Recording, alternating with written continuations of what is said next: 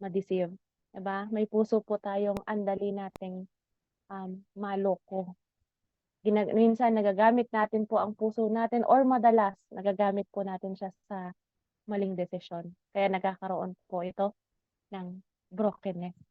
Diba? Pamilya man po ito, boyfriend, asawa, sa lahat po ng aspeto ng ating buhay nagkakaroon po ng brokenness, lalo na po sa maling decision. So, a condition that something is badly damaged. Diba?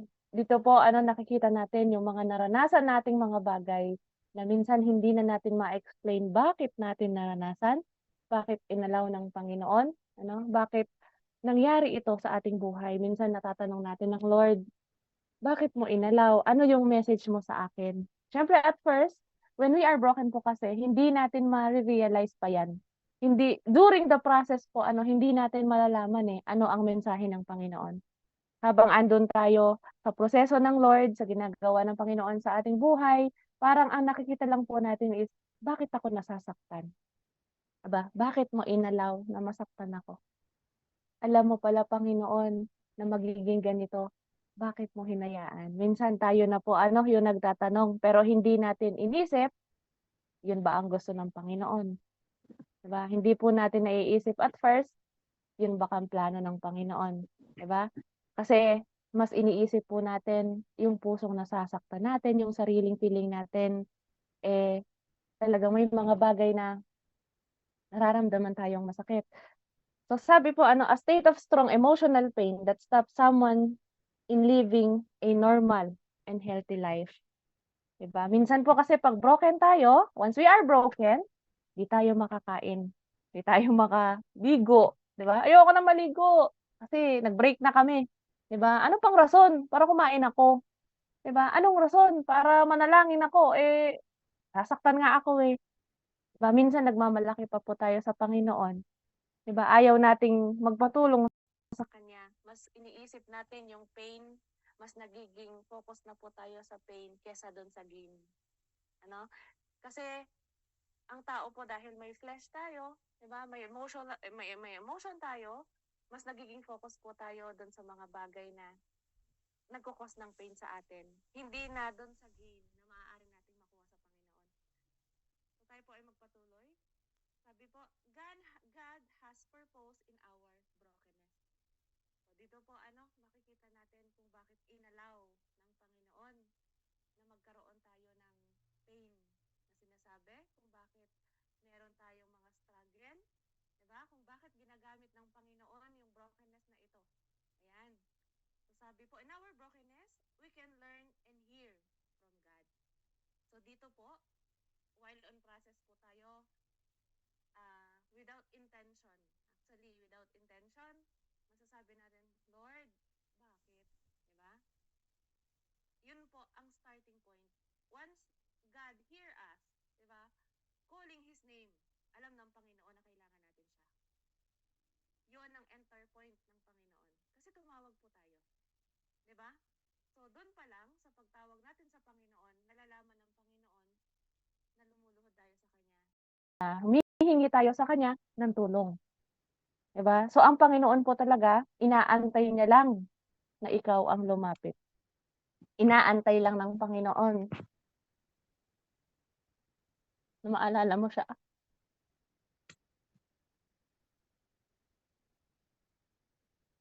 So, paano po ba? Paano po ba gagawin ng Panginoon na makapasok siya sa ating buhay? Number 1, dito po character building. Siyempre, nakikita ng Panginoon kung ano yung mga bagay na ginagawa natin. Wala naman po nalilingid sa Diyos. Nalalantad man to o sekreto, alam ng Panginoon.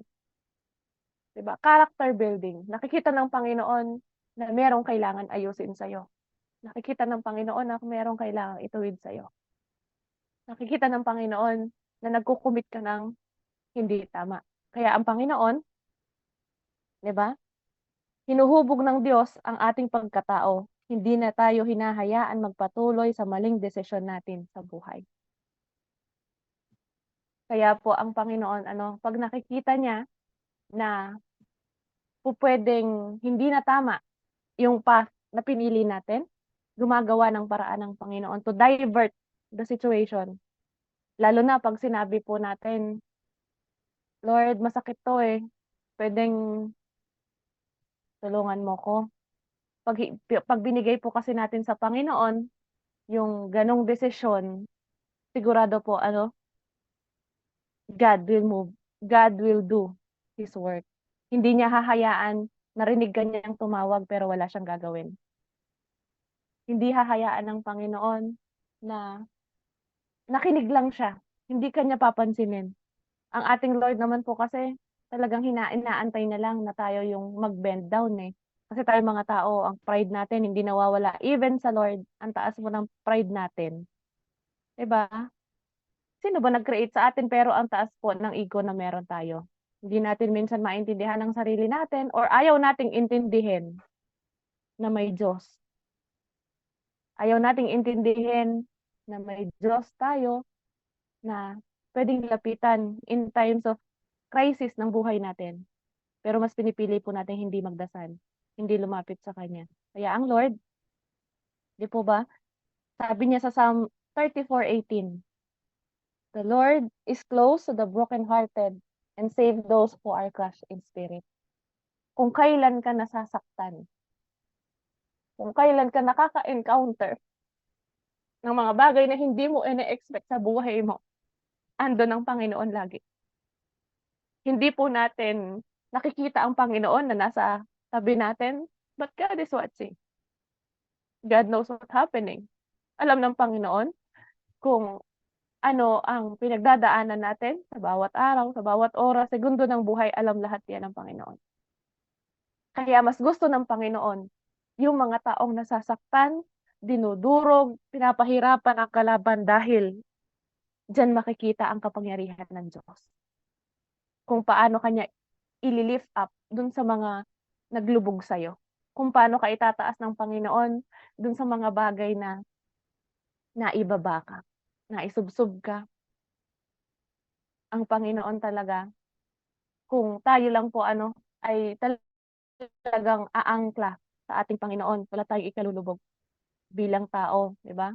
Bilang tao na nakikinig, ginagawa ang ating free will, tayo din po ang gumagawa ng dahilan, ng mga rason kung bakit pinagdadaanan natin ang brokenness na ito. Bilang tao, kasama po or ingredients ng ating buhay ang pagiging brokenness. Dahil yan ang magpapatotoo kung paano tayo binuo muli ng Panginoon. So dito po ano, sometimes we feel so overwhelmed in life. Remember, God is close to the brokenhearted. No, minsan feeling natin dun sa mga bagay na ginagawa natin okay na. 'Di ba? Kahit wala ang Lord, sige okay lang kasi nakakaranas tayo ng maganda, maayos, 'di ba? Maginhawa. Feeling natin yun na ang life. 'Di ba? This is it. This is life. 'Di ba? YOLO, mga ganyang salita, 'di ba? Pero hindi natin naiisip na nawawala ang Diyos dun sa mga times, mga araw na nasasarapan tayo sa buhay. Hindi natin kino-consider na hindi habang buhay, ito ang buhay ko. Hindi natin po naiisip ano, yung paano na after nito. Nananatili po tayo dun sa thought na this is life, you only live once, 'di ba? Parang ayaw na nating umalis dun sa sitwasyon na yun. Kahit na alam naman po natin, wala namang permanente sa mundo. Pero nananatili po tayong naniniwala, nananahan sa sarili nating kakayanan. Sabi po, when we are broken, we are open and we're willing to listen to God. 'Di ba? May mga kinakausap po tayong kapatid, "Ay, ang sakit ng puso ko. Bakit niya ako ginanito?" 'Di ba? I was one of them.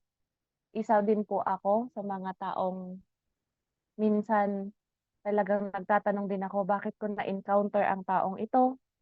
Bakit kita nakilala? Minsan ko na rin pong sinabi sa Lord, if you can undo what happened before, mas pipiliin ko na hindi ko siya pansinin, hindi ko siya kausapin, i-erase ko lahat ng times, lahat ng days, ng oras na sinayang ko sa taong ito. Kung gagawin ako ng Panginoon na magkaka-amnesia at tatanggalin ng Panginoon ang memory ko, yun po ang papa-delete ko. Kaya lang, naalala ko po, kung hindi ko naman i-embrace lahat ng ginawa ng Panginoon ng mga panahon na yon, hindi po ako kausap nyo ngayon. Hindi po ako naghahayag, hindi po ako isa sa naniniwala na God is moving into our life. Message niya. Diba? Hindi po ako isa, kapatid, sa nagpapatotoo na ang Diyos ay gumagalaw sa ating buhay. Kung ako po, hindi siguro nilagay sa sitwasyon ng Panginoon, hindi ko naranasan yung mga bagay na nararanasan ko ngayon. Hindi po ako isa sa nagpe-praise the Lord, nagha-hallelujah ngayon. Kaya pinapasalamatan ko po ang inalaw ng Panginoon sa aking buhay. Hindi ko pala siya kailangan i-delete kasi magiging testimony ko yan pagdating ng panahon. Alam ko aayusin ng Panginoon ang lahat. So sabi po, God uses this moment to reveal to us what we need to change in our character, in our life. Diba? Ginagamit ng Panginoon yung brokenness na to para ma-realize natin na we are sinning, maling desisyon. Gustong ipaalala ng Panginoon na, anak, mali na yung nilalakaran mo. Anak, wala ka na sa kamay ko. Lalayo ka ba? Anak, balik ka na. Anak, 'di ba? Ire-remind tayo ng Panginoon na hindi yan ang life, hindi yan ang buhay na gusto ko para sa'yo. Hindi yan ang desisyon ko, hindi yan ang plano ko. Inunahan mo lang kaya mali-mali, 'di ba? Kinakausap tayo ng Panginoon. Alam ko po na-experience nyo rin, nababasa nyo rin sa salita ng Panginoon yung katigasan ng ulo natin. Pero never tayong tinalikuran ng Lord. Never siyang napagod. Never siyang nagkaroon ng tuldok pagdating sa kanyang mga anak. Palagi pong dat, dat, dat. Sunod-sunod po na yan na dat. Kasi may kasunod pa. Never siyang naglagay ng isang dat lang. Diba? Kapag ka po kasi sa isang sentence, isang dat lang, it's the ending. Pero pag may dat, dat, dat, to be continued. Kaya sabi ng Panginoon, anak, makinig ka naman. Nasasaktan ka na nga, ayaw mo pang tulungan. Matigas po yung ulo natin eh. Diba? If we are willing to change our flaws, with the help of God, He will bring us into victory. Diba? Kung tayo po willing na magpaayos sa Panginoon, i-admit natin sa Panginoon yung mga bagay na nakukumit nating mali, ngunit pinipilit nating tama. Kung tayo po ay magiging bold sa harapan ng Panginoon, makikita po natin kung paano tayo dadali ng Panginoon sa victory na pinapangako niya palagi. Kung tayo po ay makikinig sa kanyang mga salita, kung susunod tayo, yung obedient po, sigurado po ang victory. Hindi po tayo makakaramdam ng masarap na tulog kung hindi tayo lalapit sa Panginoon. Ako po kagabi lang talagang hindi po ako makahinga dahil sa pinagdadaanan ko. After I prayed, nakatulog po ako at nagising na lang po ako kaninang 7 a.m. For almost 6 hours na tulog, purihin ng Panginoon. Napaka-powerful po ng prayer talaga. God comforted me dun sa mga salita na galing sa mga kapatid na ginagamit ng Panginoon. So na-realize ko po ang tagal ko pong hindi nararamdaman sa sarili ko. Yung luluhod po ako sa bed, aaminin ko sa Panginoon na mahina ako. Sa loob po ng 1 taon, kinalimutan ko yan, inaamin ko. Kasi nandun po yung hindrances na hindi naman siya makikinig eh. Totoo po, once you are sinning, na nakakumit ka sa kasalanan, kahit magdasal ka ng magdasal, feeling mo yung dasal mo, nandun lang sa kanal, hindi umaabot sa Diyos. Ako, inaamin ko po yan. Minsan, ina-allowed ko na rin po yung sarili ko na nakakatulog ako ng hindi nagpe-pray. Kasi lagi ko pong naiisip 'no, hinahadlangan ako nung thought na hindi naman nakikinig ang Diyos kasi matigas ang ulo ko, eh. Sinabi niya na, "Umalis ka diyan." Hindi naman ako nakinig. So, ano ang karapatan ko para manalangin? Yun po ang pumapasok talaga sa isip ko lagi. Alam ko po na ginagamit ng kalaban ang ating kahinaan para lang tayo ay malayo sa Panginoon. At inaamin ko po ano, bihag po ako sa gano'ng kaisipan. So, victory is God's gift to us.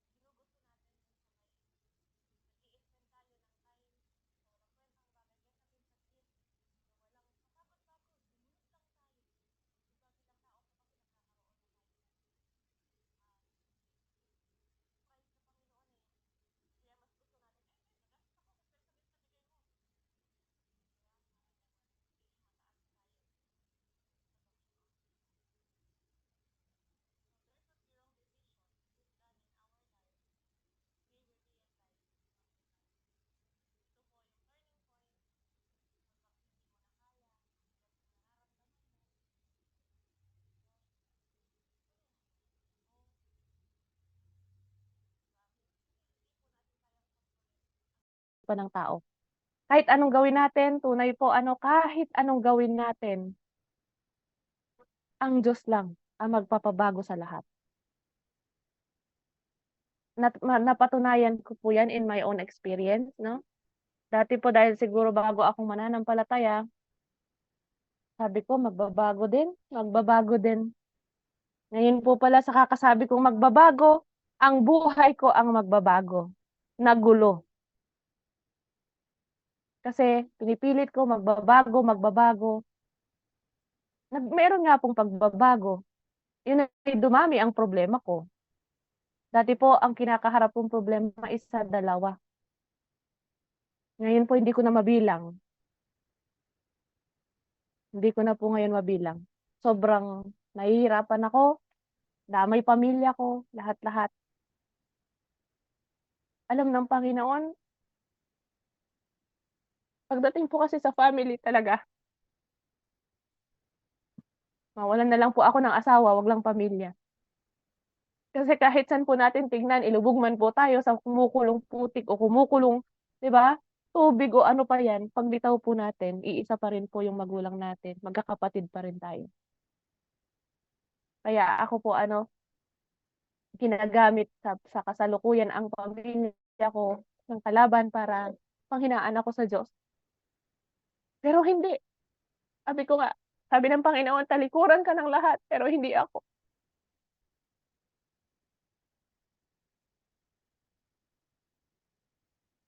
Sabi ko nga po, hindi ko i-meditate sa sarili ko yung mga bagay na sinasabi nila. Instead, magpapatuloy ako sa Panginoon. Instead, haharap ako sa Panginoon, luluhod pa rin ako, ihihingi ko pa rin sa Kanya na balutin ng Panginoon yung puso na meron ng pamilya ko. Kung dati po ako ma-pride sa Lord, dati ko pong pinipilit yung mga rason ko. Ngayon sinasabi ko sa Kanya, ikaw na Lord, bahala. Kung ano man ang kahihinatan ng lahat, Diyos ang bahala. Diyos din ang magpapala. Diyos ang magpaparusa. Siguro po ano, nakikita ng nanay ko kung gaano alam niyang nasasaktan ako, hindi lang po ako kumikibo kasi ayaw kong ipakita sa nanay ko. Alam naman po natin na may sakit siya sa puso. Ayaw kong makita niya na hindi ko kaya yung mga problema, 'di ba? Paano ko ipagmamalaki yung Panginoon natin kung ipapakita ko sa kanila na napanghihinaan ako. Nag-pray po ang nanay ko kahapon.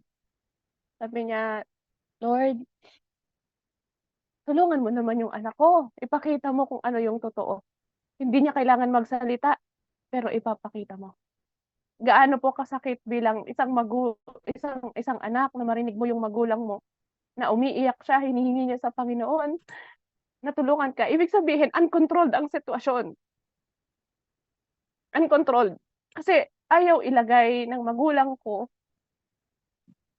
sa kamay niya o sa kamay ng tao, inilalagay niya sa kamay ng Panginoon. Ibig sabihin ang sitwasyon po uncontrolled.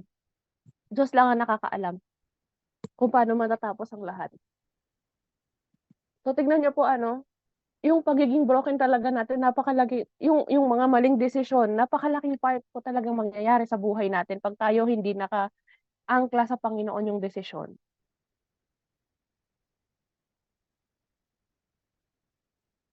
So sa number 2 po, brokenness things bring closer to brokenness brings us closer to God, 'no? Nung una po ang sabi, character building, tatanggalin ng Panginoon, manghihiwa siya, mag-i-slice siya ng mga bagay na nabubulok at ititira po yung part na maganda.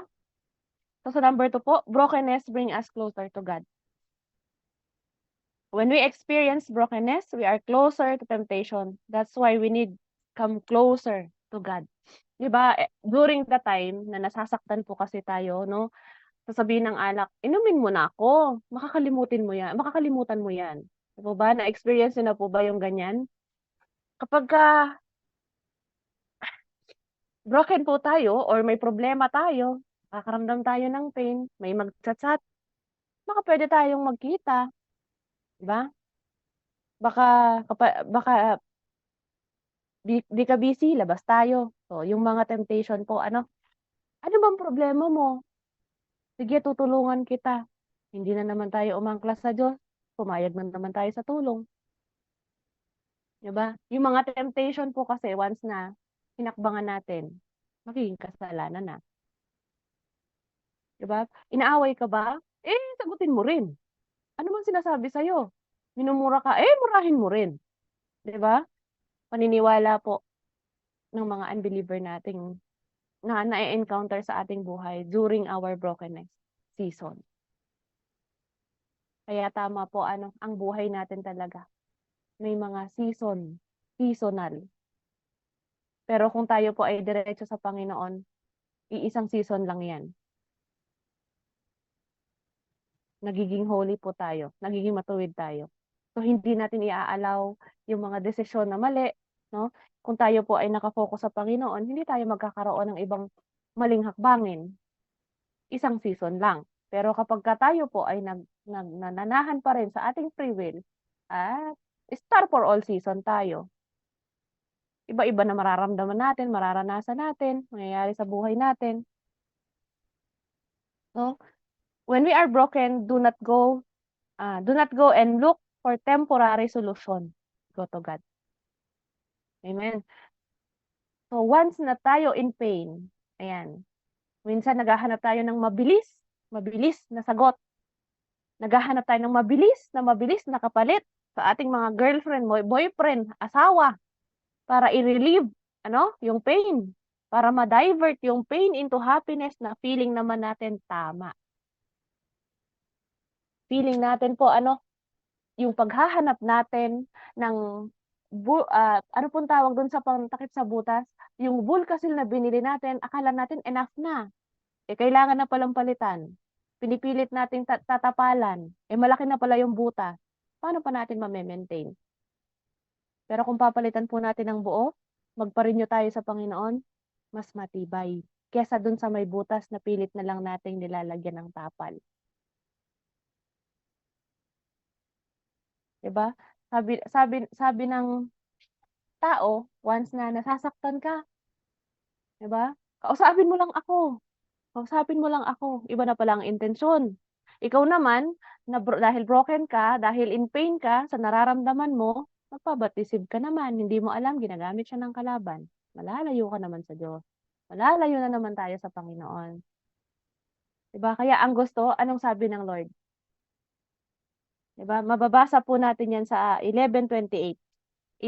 Matthew 11:28-30, 'di ba? Isa po 'yan sa pinakapaborito nating verse. Sabi niya, 28, "Come to me, all you who are weary and burdened, and I will give you rest." 'Di ba? Kinakausap na tayo ng Panginoon na sa akin ka lumapit, pero hindi sa Bombay tayo kumapit. Ayan. Sinasabi na ng Panginoon, lumapit ka sa akin. Lumapit pa rin tayo sa kapitbahay. 'Di ba? Sabi po sa 29, "Take my yoke upon you and learn from me, for I am gentle and humble in heart." Pinapakita na ng Panginoon yung character niya, kung ano yung dapat nating sundan, dapat nating i-practice sa ating sarili or i-duplicate sa pamamagitan ng character ng Panginoon. Ayaw pa rin nating makinig. Nakinig pa rin tayo kay Marites.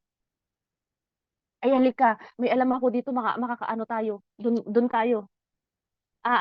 Makakahiram tayo dun." Tinanong mo na ba yan sa Panginoon?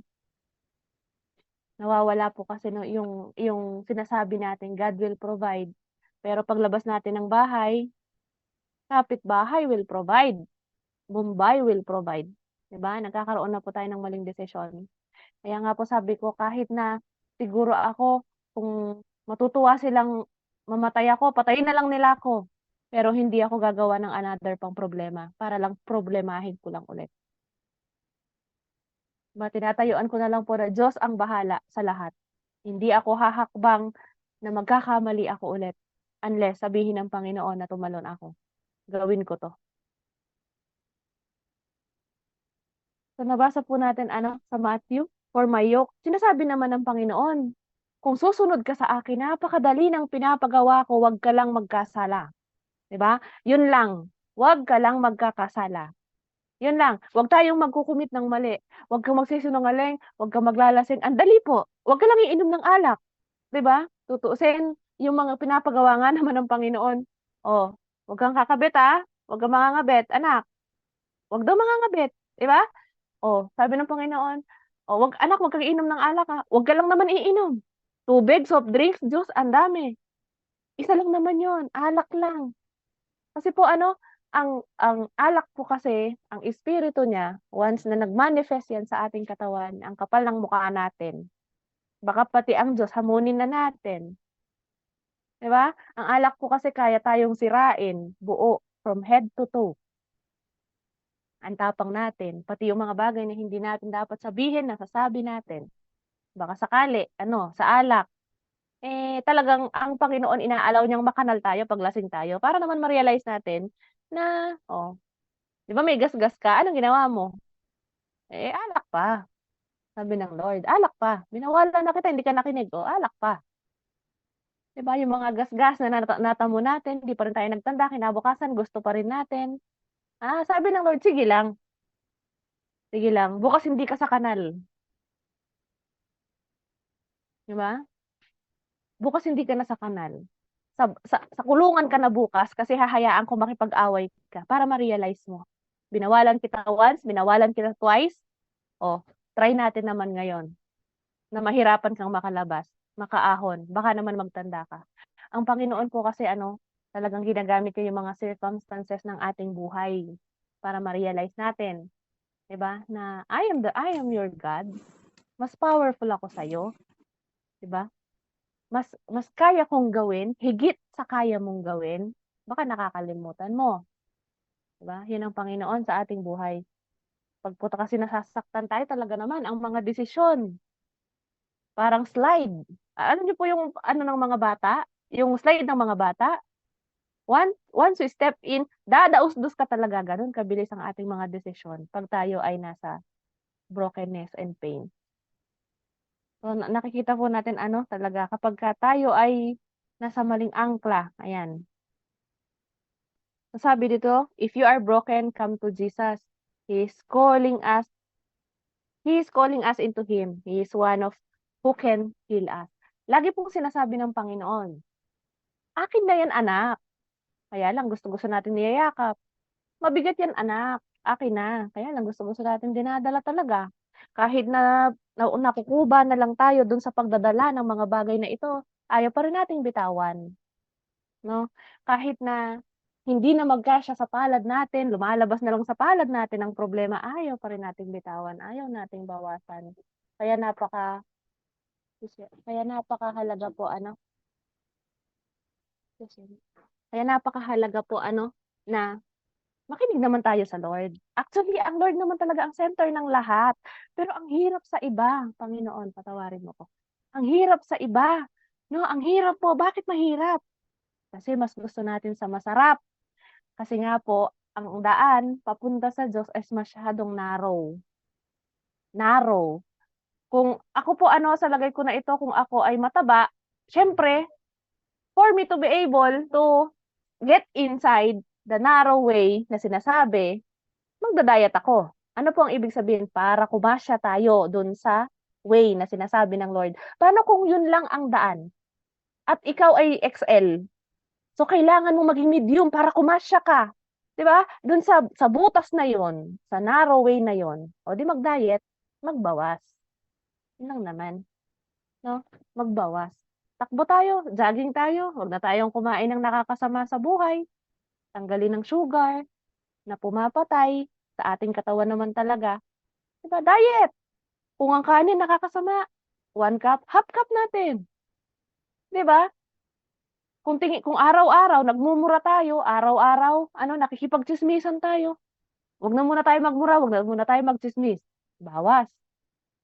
Next day, kung nanlalait po tayo ng tao, feeling natin we are higher, superior than others, maging humble tayo. Diet ulit. Diba? Nagkakaroon ng shape. Nagkakaroon ng shape ang ating buhay. Hindi lang puro straight na yung bibig natin, hindi natin mapigilan. No, ang pagiging shape po kasi, ang pagkakaroon ng shape sa buhay, ito po yung nakikitang maganda. Magandang nakikita sa ating buhay. Hindi yung puro diretso. No, yung shape po na ito is ang nagbibigay magandang figure sa ating buhay. So sa Matthew 11:28 to 30, mababasa natin kung paano tayo magiging close sa Panginoon. So number 3 po, acknowledge God's purpose. Dahil po may purpose ang Panginoon sa pagiging broken natin. We can see in the Bible po, many of man has risen up after they were broken.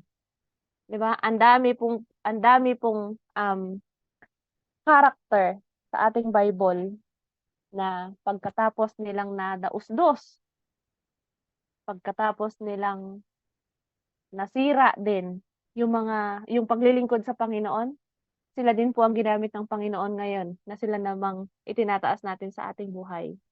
'Di ba? Like David, nangalunya po 'yan. 'Di ba?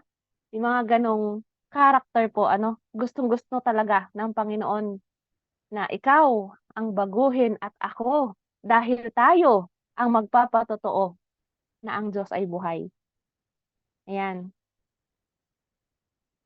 Paul, 'di ba?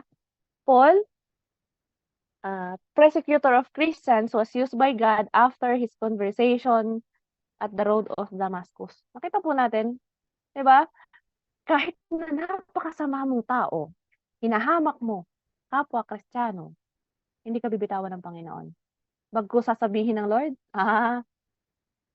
you are one of them na babaguhin ko. 'Di ba? Gagamitin ka talaga ng Panginoon na mismo sa bibig mo lalabas. Dati kong tinatawanan yung mga praise the Lord na yan, pero ngayon, I'm one of them.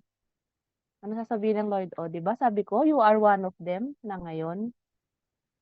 Nasa akin ka na ngayon.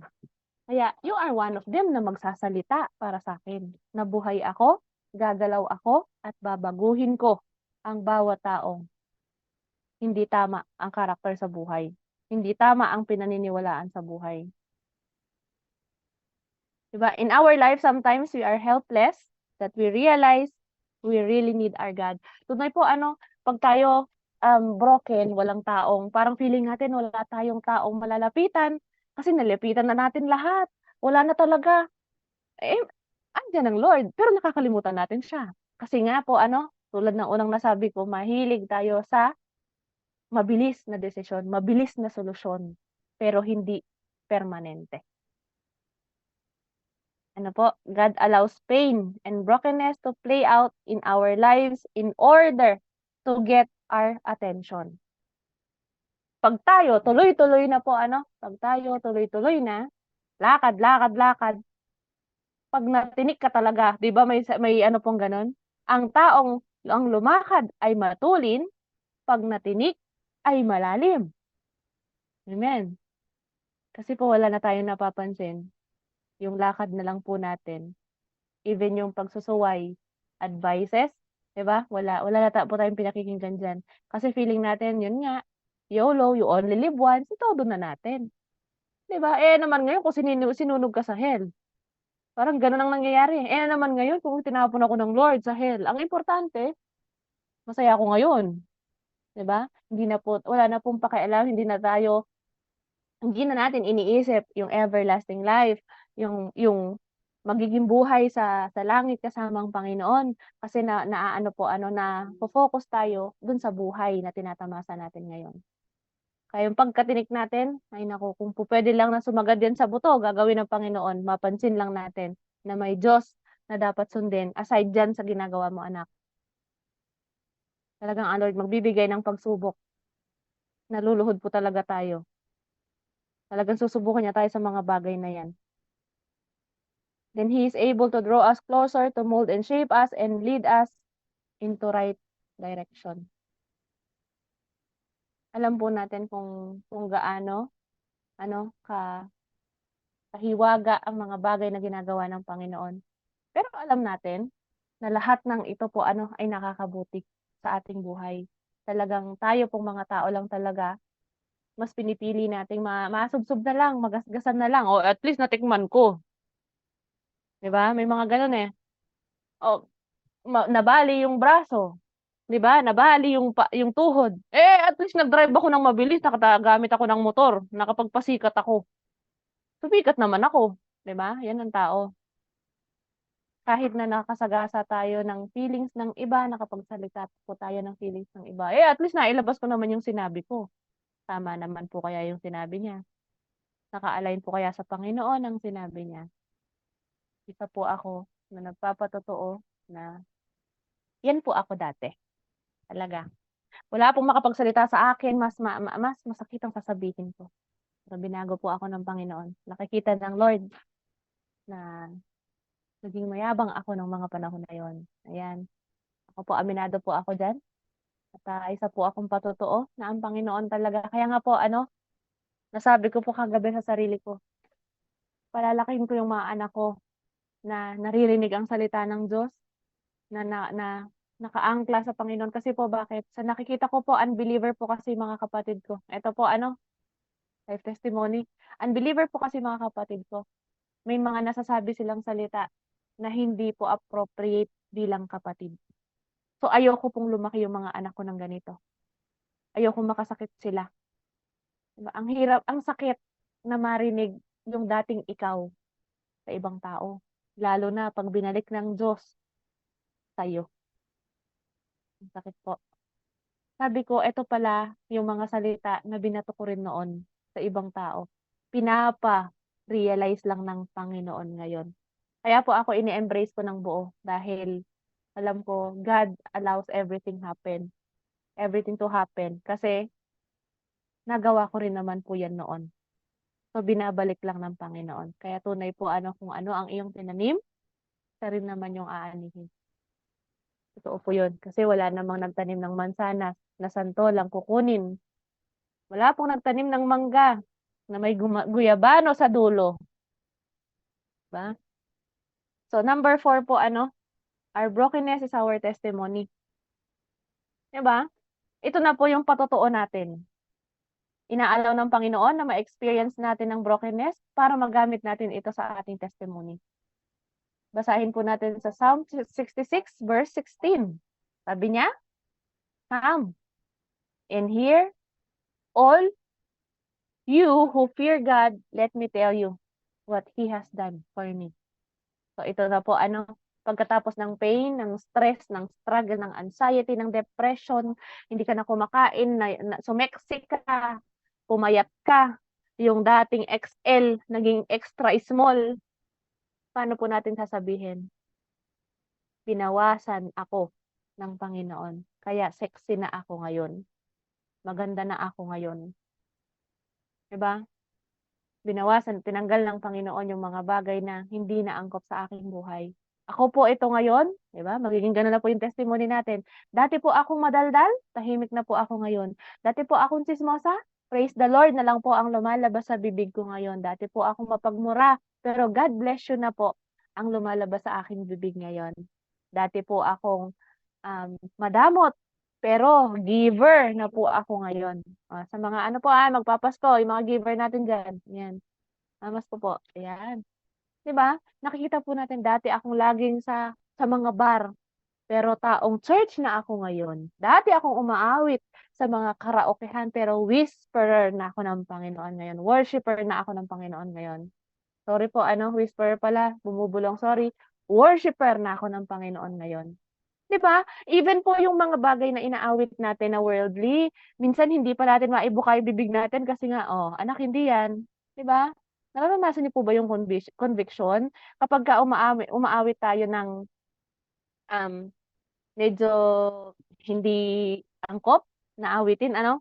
Anak hindi yan, kay alam niyo po ba yung may mga times na may maaawit kang love song biglang, "Ay, kay buti-buti mo." Sorry Lord, 'di ba? May mga gano'n na po tayo ngayon.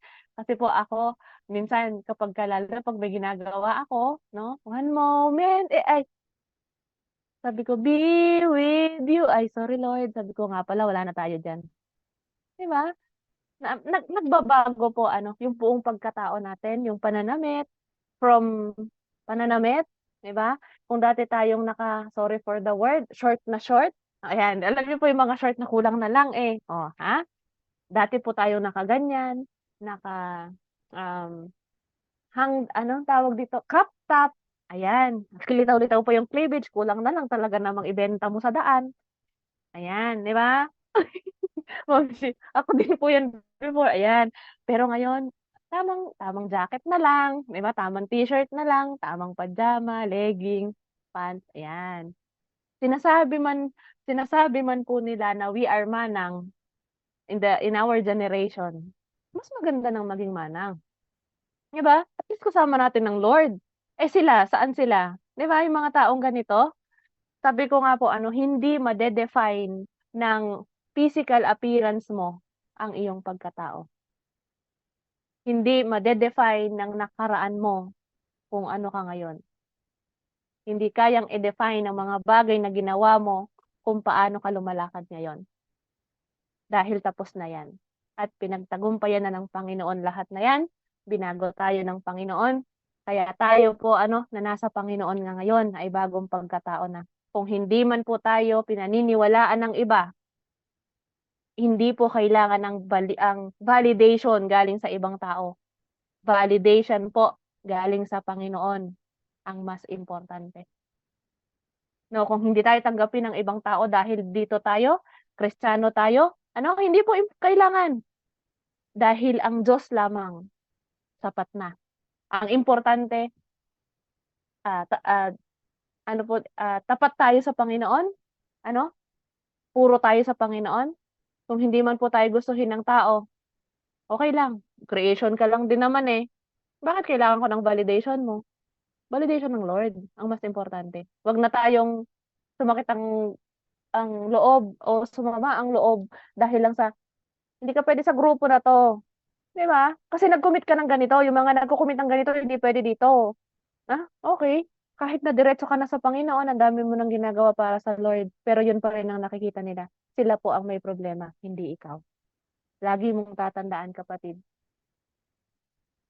'pag ang isang tao ayaw sa'yo, alam mo naman na wala kang ginagawang hindi tama sa kanya, or alam mo naman na nasa angkor ka ng Panginoon, nakaangkla ka sa Panginoon, wala sa'yo kapatid ang problema, nasa kanya. Kasi either naiinggit siya sa nagagawa mo para sa Lord, or nais niyang maging ikaw kopyahin ka. Dahil andoon yung nagseselo siya sa mga bagay na nakikita ng iba sa'yo. Tandaan mo kapatid, pag ikaw nasa Panginoon, yung ilaw na meron ka, nagliliwanag yan. Kapag ang isang tao po, ay laging nakatingin ang sayo ang mata, isa lang ang ibig sabihin, binabantayan ka kasi inaantay niyang magkamali ka. We have to be careful to those people. Na nakikita lang yung mistake mo, hindi yung mga bagay na nagagawa mo para sa Diyos. May tao pong ganito, may kapatid pong ganito, na ang mata, para po siyang mag-third eye. Yung third eye na yon is focus on you lang. Nakafocus sa'yo kasi gusto niya magkamali ka. Imbis na tulungan ka niya to develop, to have growth, to know God more, binabantayan yung mali mo. 'Di ba? To bring you down, to drag you down, which is mali. 'Di ba? Bilang kapatid dapat tulungan, palakasan, 'di ba? Pagalingan sa Panginoon ng sabay-sabay. Hindi po yung i-unselect mo yung kapatid dahil mahina siya dito, kasi hindi niya kaya yung nagagawa mo. Naku, hindi po nakaangkla ang pusong ganito sa Panginoon. 'Di ba? Our testimonies give hope, strength, and faith. Tunay nga po pag sinabi nating dati akong mangangalakal, pero ngayon ginto na ang meron ako sa aking shop kasi binago na ng Panginoon yung buhay ko. Dati akong sa lahat ng bagay, pero ngayon meron na ako kasi binigay ng Panginoon. Ang sarap po kayang magsalita na galing sa Lord. 'Di ba? Galing sa Lord kaysa doon sa galing sa Bombay, no? God will provide kaysa doon sa Bombay will provide. Ano ba yung Bombay na yun, 'pag yun, hinayaan ng Panginoon na kunin ang buhay, oh, sige. Kaya nga po ako po lagi kong sinasabi, 'pag sinasabi niya, "Sis Nix, baka puwede kong marinig yung ganito. Basahin mo dito sa ganito." Hindi, yung explanation mo, "Hindi ako Diyos, hindi kita maliligtas. Pareho tayong mababalaho, 'wag mo akong anuhin." Yun po talaga ang sinasabi ko. Ako wala akong magagawa sa buhay mo kapatid. 'Wag mo akong palaging pakinggan, sundan, magbasa ka. Kasi kung yung sinasabi ko lang ang pakikinggan mo ay pareho tayong hindi saved. Hindi naman ako Diyos. Ako nga, sabi ko may pag-aaral pa sa Panginoon. Sinasaliksik ko pa. Inaaral ko pa yung puso ko kung tama ba, naka-anchor ba sa Panginoon ang puso ko. Eh paano yun? Sabi ko, ako nga hindi pa maayos ang buhay ko, paano ako aayos ng buhay ng iba? 'Di ba? Ako nga, sabi ko, hindi ko napaplantsa yung mga gusot na ginawa ko. Paano ko paplantsahin ang gusot ng iba? Ang hirap po kasing i-share ng salvation kung ikaw mismo wala ka niyan. Kaya nagtataka po ako, no, tunay at totoo ito na paano mo i-share, sasabihin, ipapatotoo sa iba na I am saved kung lasing ka naman araw-araw. Kung ang naririnig sa'yo ay tsismis. 'Di ba? May salvation ba sa gano'n? Kaya nga sabi ko, wala po talaga tayong dapat sandalan, ang Panginoon lang. Even yung mga tao na na sinasabi na kung sa akin ka sumunod or sumama ka sa grupo ko na ganito ganyan, kaya naman po natin ng magbasa mag-isa, makinig mag-isa, mag-join sa platform ng mag-isa, at mag-apply sa buhay natin ng tama na mag-isa. Hindi natin kailangan ng grupo para lang i-apply ang utos ng Diyos. Individual po ang salvation. Kaya yung paglago, tayo rin po. No? Kung i-absorb natin ang sinasabi ng Lord, ang mga mensahe na naririnig natin, yan ang tunay na paglago. Hindi sa grupo nang gagaling. Kaya wag po tayong doon sa mga taong nagbabantay kung kailan tayo magkakamali. Once we feel pain, once we are broken, tuwan-tuwa yan. Kaya wag na nating ihayag. Hayaan nating Panginoon ang gumalaw. Kasi si Satan talaga, ang hirap po si Satan kasi laging may tenga. Pati sa victory mo, na sinasabi mo, andyan pa rin si Satan. Ano ba talaga Satan ang gusto mo? Sa victory, andito ka. Sa brokenness, andito ka pa rin. 'Di ba? Hindi siya tumitigil kung paano tayong hinihila ng Panginoon pataas, ganun din tayo hinihila ni Satanas pababa.